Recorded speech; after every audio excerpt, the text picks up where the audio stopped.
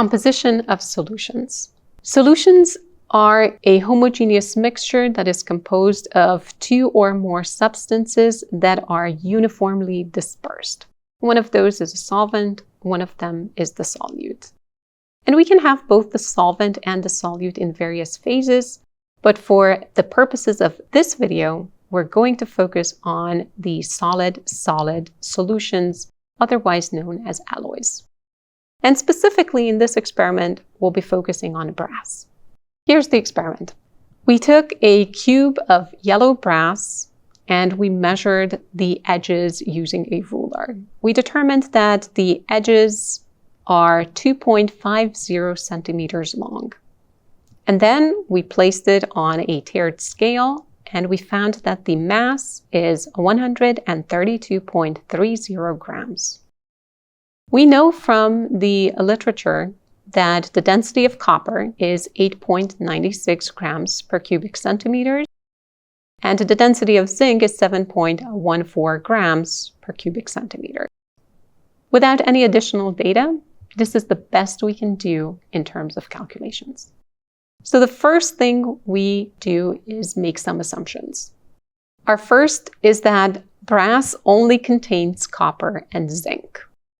The literature says these are the two main ingredients, but there may be occasionally others. To simplify our task, we're going to assume that only copper and zinc are present. Next, we're going to assume that masses are additive. If we add 5 grams of copper and 2 grams of zinc, that should add up to 7 grams total. And that is what we're assuming happened with the mass of copper and zinc in this case. The third assumption we make is that volumes are additive.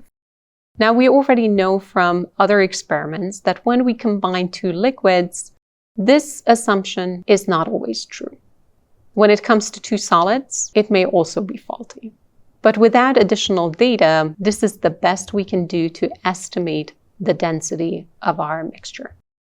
First, we're going to calculate the volume of our cube. And to do that, we're going to take the edge length and multiply it by the edge width and the edge height. And because this is a cube, all the numbers are exactly the same. So we say volume equal 2.50 centimeters. This is for the length. Times 2.50 centimeters. This is for the width. Times 2.50 centimeters. This is for the height. And when all of this gets combined, we get 2.50 centimeters. And we cube all of it. Now, the reason why I wrote it out two different ways is because it's really important that both the number and the unit get the same treatment applied to them. The volume of the cube then is 15.6 cubic centimeters. And I am going to keep 3 significant figures because all our measurements are provided with 3 significant figures. Step 2, calculate the density of the brass. Well, we're going to take the mass of the cube, which is 132.30 grams, and divide it by the volume of the cube that I just calculated, 15.6 cubic centimeters. This is going to result in 8.48 grams per cubic centimeter. And for this regular shaped object, we have an experimentally determined density. Now, how do we get from that to a percent composition? With the assumptions in place, we can set this up. We're going to say that the mass of the copper divided by the mass of the mixture is X. And the mass of the zinc, which is mass of the mixture minus the mass of copper, divided by the mass of the mixture, is going to be 1 minus X. So when we calculate for X, we're actually calculating for the mass fraction of copper in the alloy. And when we determine the 1 minus X, we will find the mass fraction of the zinc in the brass. So let's integrate these values. Considering that we have contributions from the copper and the zinc in different proportions, we're going to assume that the densities will abide by the weighted averages. So we start with our calculated density, which is 8.48 grams per cubic centimeter. This is going to be equal to the mass fraction for copper times the density of copper, which is 8.96 grams per cubic centimeter, plus 1 minus x times 7.14 grams per cubic centimeter, which is the density of zinc. And to make things easier, if we want to, we could actually remove the grams per cubic centimeter and just work with the numbers.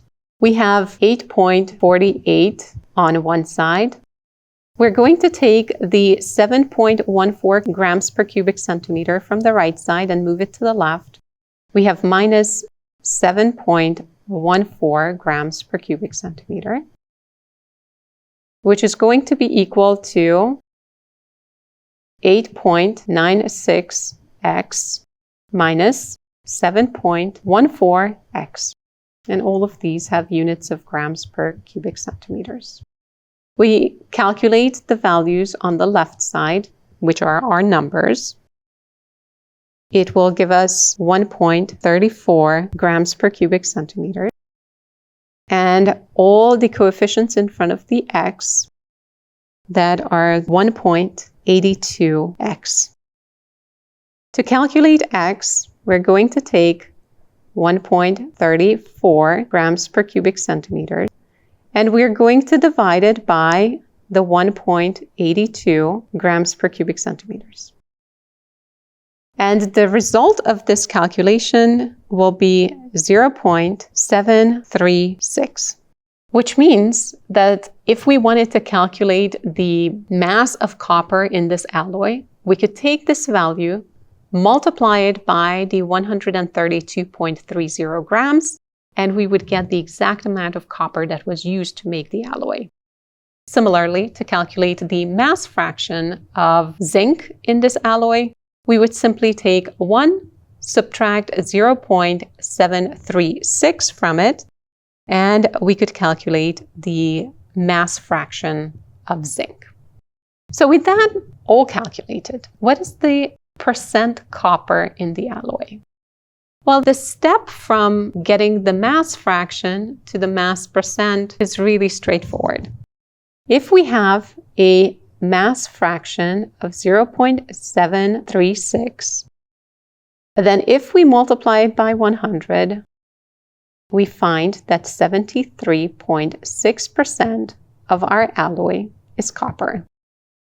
And similarly to how we understand percentages in other places, we find that 100% minus the 73.6% will give us the 26.4%, which is going to be the zinc.